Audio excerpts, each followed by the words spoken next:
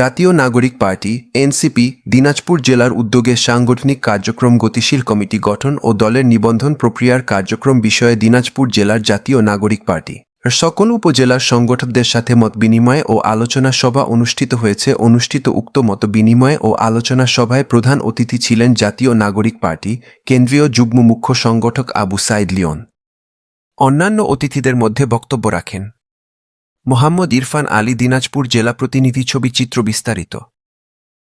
দিনাজপুর জেলার 4টি উপজেলার বিভিন্ন সংগঠক উক্ত মতবিনিময়ে বক্তব্য রাখেন। মতবিনিময় ও আলোচনা সভার মঞ্চে প্রধান অতিথি জাতীয় নাগরিক পার্টি এনসিপি কেন্দ্রীয় কমিটির যুগ্ম মুখ্য সংগঠক আবু সাইদ লিওন এর মাধ্যমে গণ অধিকার পরিষদ দিনাজপুরের 41 জন নেতাকর্মী যোগদান করেন।